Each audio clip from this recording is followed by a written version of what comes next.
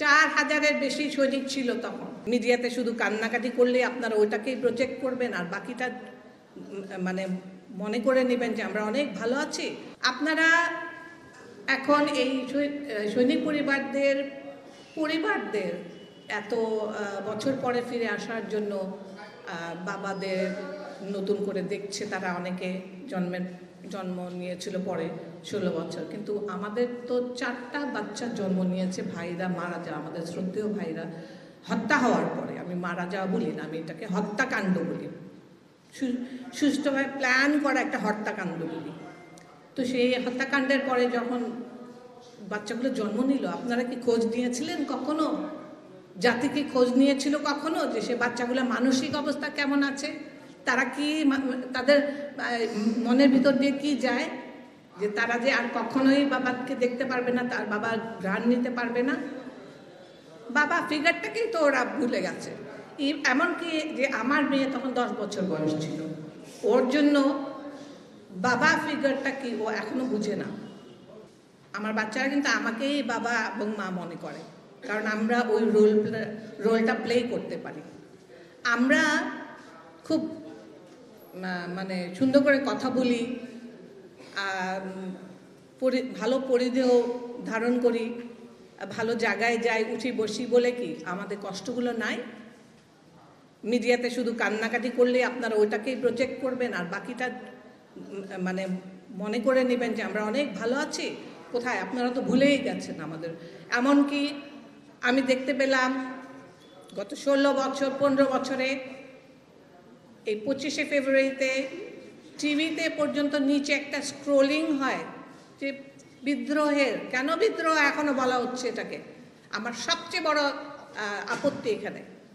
আর যেই অপবাদ দিয়ে অফিসারদেরকে হত্যা করা হয়েছিল, কোথায়? সেটা তো ইনভেস্টিগেশনে, অনেক ইনভেস্টিগেশনে সেটা প্রমাণিত হয়েছে, তার সত্যতা প্রমাণিত হয়েছে যে এটা একেবারেই মিথ্যা। কেন কোনো সরকার থেকে কিংবা কোনো মহল থেকে এটাকে আপনাদের মাধ্যমে প্রচার করা হয়নি দেশবাসীর কাছে যে এটা একেবারে মিথ্যা কথা?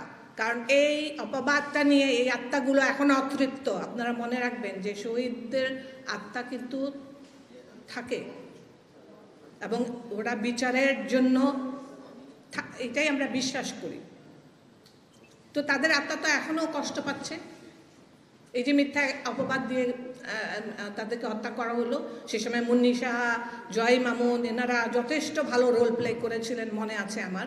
আমি তো 26 তারিখে রাত্রে 8টার সময় যখন জানি, পিলখানা থেকে যখন বের হয়ে আসি, তখনও আমি ভাবছিলাম যে তাদেরকে হস্টেজ করা হয়েছে। কোথায়?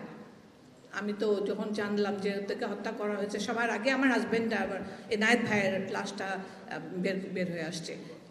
কিভাবে এত অপমানিত করে হত্যা করে তাদেরকে ড্রেনে ফেলে দেওয়া, ইউনিফর্ম পরা, ইউনিফর্মের মানে অমর্যাদা করা, একটা প্যারামিলিটারি ফোর্স, ওদের এত সাহস হয় কোত্থেকে?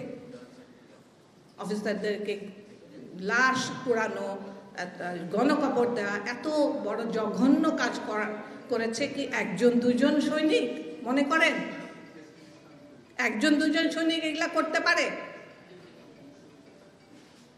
কখনোই না। 4000-এর বেশি সৈনিক ছিল তখন পিলখানায়, ঢাকা পিলখানায়। কোথায়? 4000-এ তো শাস্তি আমরা শুনিনি এখন পর্যন্ত, কোনো শাস্তিই হচ্ছে না।